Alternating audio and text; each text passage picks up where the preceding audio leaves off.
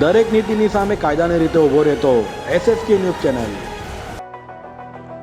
Surat traffic police દ્વારા અકસ્માતોની ઘટાડવા અને રોંગ સાઈડે આવતા વાહન ચાલકો સામે કાર્યવાહી કરવા સ્પેશિયલ ડ્રાઈવ શરૂ કરી છે. ત્યારે 3 દિવસમાં 170 લોકો સામે કાર્યવાહી કરાઈ હોવાનું ટ્રાફિક ડીસીપીએ જણાવ્યું હતું.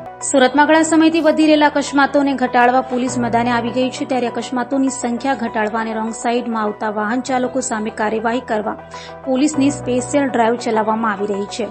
આ સ્પેશિયલ ડ્રાઈવ અંતર્ગત છેલ્લા 3 દિવસમાં કુલ 170 લોકો વિરુદ્ધ કાયદેસરની કાર્યવાહીઓ હાથ ધરવામાં આવી છે. તે ઉપરાંત તેઓના લાયસન્સ રદ કરવાની પ્રક્રિયાઓ પણ હાથ ધરવામાં આવી છે. જે અંગે ટ્રાફિક ડીસીપી અમિતા વાનાણીએ વધુ માહિતી આપી હતી. સુરત શહેર ટ્રાફિક શાખા દ્વારા માનનીય પોલીસ કમિશનર શ્રીના માર્ગદર્શન હેઠળ સમગ્ર શહેરમાં અત્યારે રોંગ સાઈડની ડ્રાઈવ ચાલી રહી છે.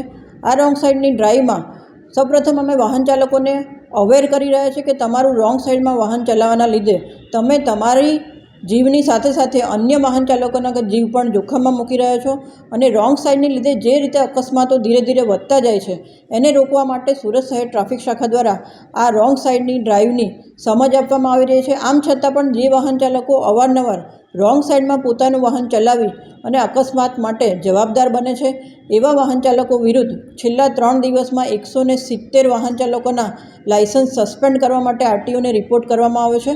અને આ ડ્રાઈવ એ હજુ વધુને વધુ સઘન બનાવી અને સુરત શહેરના રોડ ઉપર અકસ્માતનું પ્રમાણ ઘટે તેવી કામગીરી હાલમાં સુરત શહેર ટ્રાફિક શાખા દ્વારા કરવામાં આવી રહી છે. દરેક નીતિની સામે કાયદાની રીતે ઊભો રહેતો SSK ન્યૂઝ ચેનલ.